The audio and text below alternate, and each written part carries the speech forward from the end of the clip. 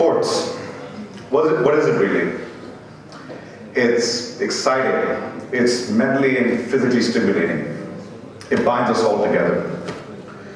Whether it's the Cricket World Cup, the FIFA World Cup, or a sport that binds the countrymen, the nation together, there is much to be had and there's much to witness of a singular unit, a Mannschaften, as they say in German, vying for an elusive trophy as a prize, just like the one you see here. And it's an activity that's meant to be enjoyed among people of all age groups, from kids, as you see in this pic, to adolescents, to adults, to even what we might call veterans above the age of 14, 15. It's a good release for them. It's a good way for them to spend time with their friends. For me, football was all about doing what I wanted to do, and it defined my childhood in a nutshell. I had the privilege of studying in the school in Lahore, known as the Lahore American School, known to be a school of privilege, but moreover known to be a school where a kid could actually dream and have those dreams be realized in his lifetime. And when we enter into this stage of our life, we deal with this modern matrix of ours where as we get older, as we near our senior year, we have to deal with college applications, we have to deal with socializing with our friends, we have to even deal with pressures outside of school. But for me, football was a release from all that. I started supporting my favorite team in 2003. And I had the privilege to even watch them play in front of my own eyes. A privilege not many people in this entire world can realize. And this passion, you have to realize, was not just realized in my television lounge. It was realized outside of it. This pitch that you see here today is by no means a FIFA regular pitch, but this provided me with some of the best moments of my life where my friends and I, sharing a mutual love for the game, vied against some of the top teams in Lahore after school to play the game that we love and to compete in battle.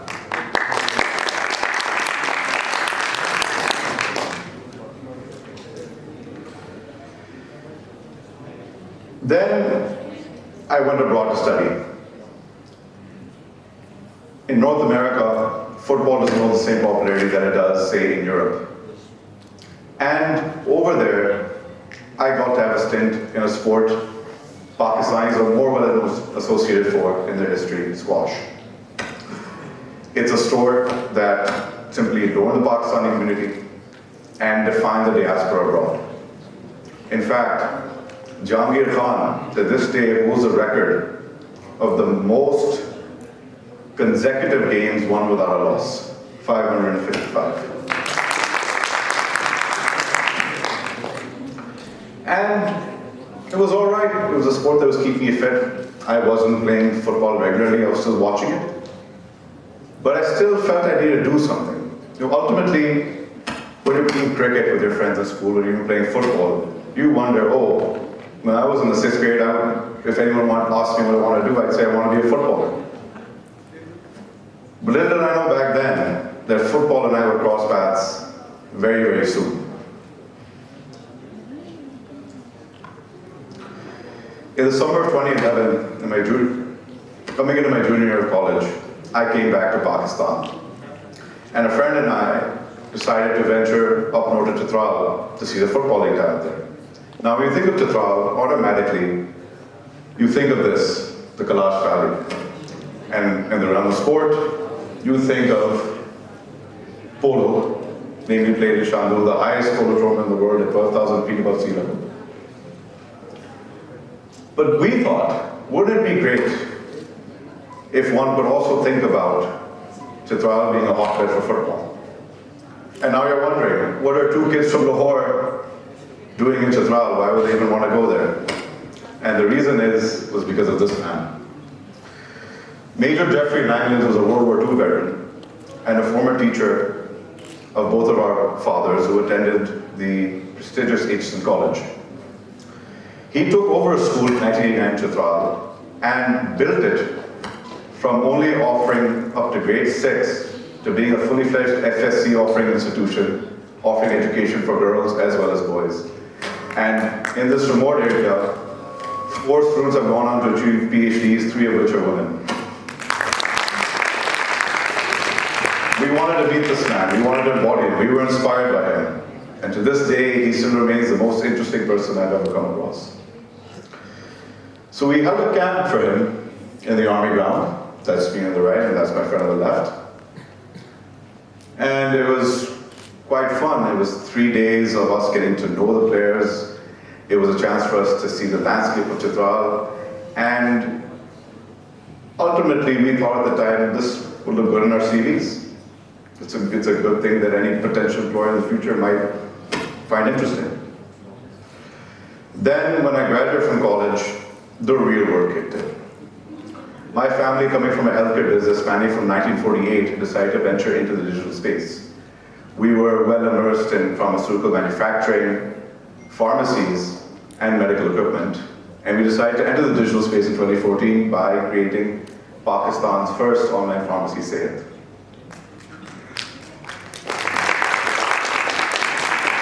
And I was dealing with quite a lot. This is very pertinent to the topic of today's talk, the modern matrix. You have to deal with real life even more when you graduate from college and you start working from 9 to 5. Even longer, actually, if you're in charge of your own business. And there was still something in me that wanted to do something in sports, so what I did was, having been very, very involved with squash, I decided to hold Ontario's first ever university club squash championships because I played at the club on campus and it was very fun for me.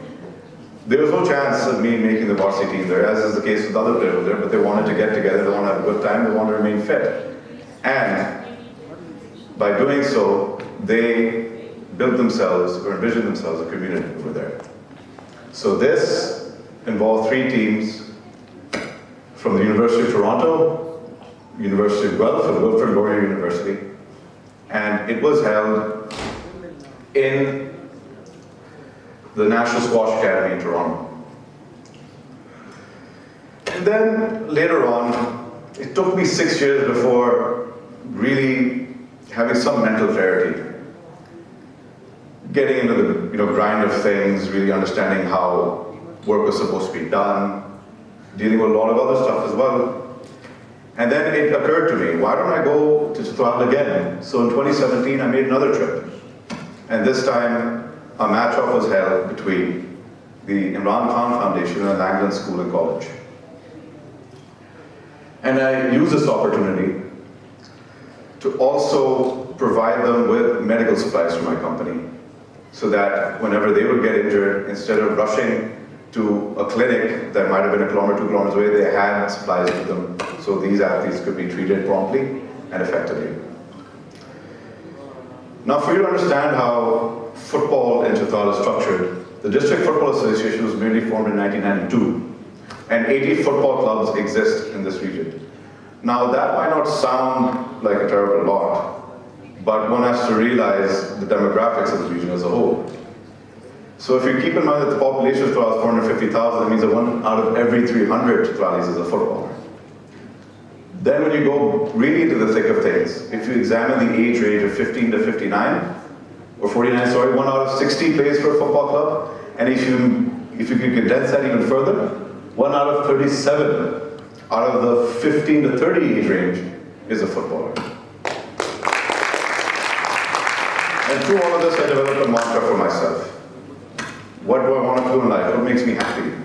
And I focus on these 3 words: healthcare, football, Chitral.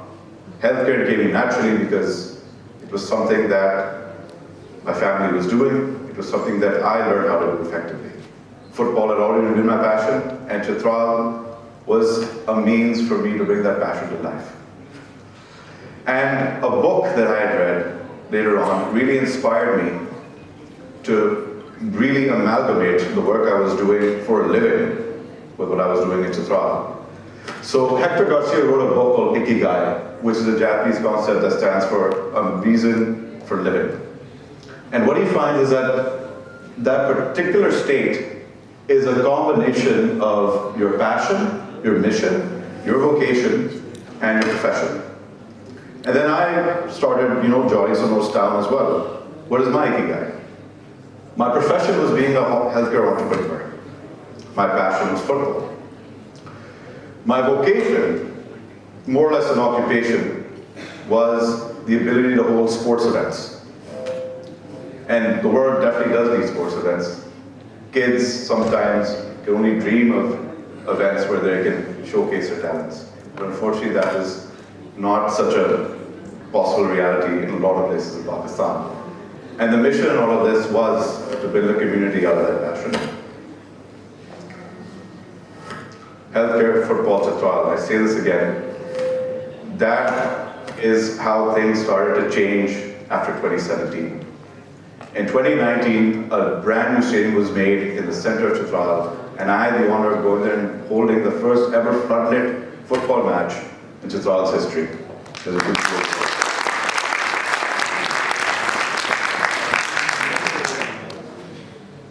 And then in 2020, COVID happened and tragedy struck. I lost my father. And when he passed on, a lot of people started calling me, mourning his loss, sharing their grievances. And I had heard from a plethora of different people that he was the most helpful, selfless, and humble man that they ever come across. And I felt that I wanted to honor him somehow with the work I was doing as a trial and further. So I decided to then hold 2 tournaments in his name in 2021, one for the youth and one for senior clubs. In that year, because of the work I'd been doing, I had officially been officiated as team principal of the District Football Association. Healthcare, football, and Chitral now became something I needed to do because I lost the one anchor in my life. And this was a tournament that was held in November 2021 between the best clubs in the region before the senior team would vie for the most coveted trophy in district football in KPK and Balochistan, the U4 4G KPK and Balochistan championships.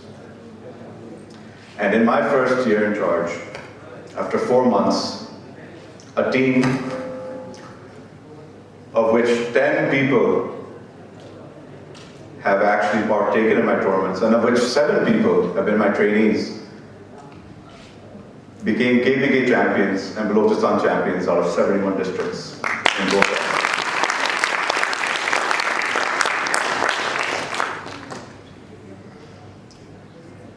And it's something I can't even explain. When I went there in 2011, I had no idea that they would take part in a tournament to this magnitude. They would actually grow up and start playing in football clubs all over Pakistan.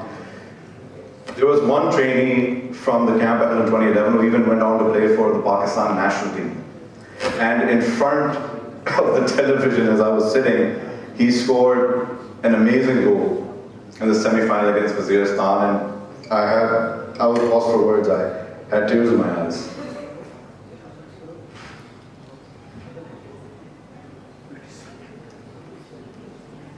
Not really showing, yeah.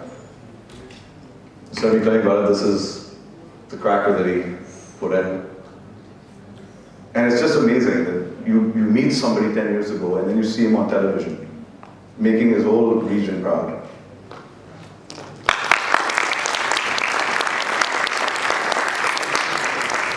But recently, there was a tournament held in Chitral a mere few months ago.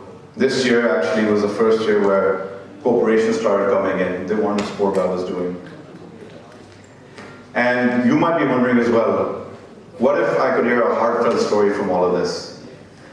And that's where Hamza comes in. Hamza is a 12-year-old footballer from a village in the Chitral region called Jahur. His father was very well known to me in Lahore, and he comes from a family that's struggling to make ends meet. If you sit in their lounge, you'll notice that they don't have windows. It means in the harsh winter months, they can't entertain guests. Hamza took part in his first ever tournament in the under 12 bracket of the youth championships that were held in Chitral under my organization back in October. And I can't even begin to explain how fulfilling it was to take him to a sports shop to get his first ever jersey, his first ever football cleats, his first ever football shorts, his first ever shin guards, and his first ever bib. And would you have it, his team actually ended up winning the final. And I was overwhelmed with so much joy that I had no choice but to go over there and give him a big hug.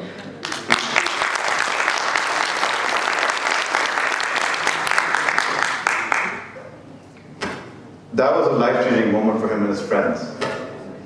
Because what life do they have living over there? For them, it's just a matter of getting up early in the morning, dealing with the harsh weather, dealing with their own economic issues, and then find that one release out of this modern matrix that we're living in that makes them happy, just playing football.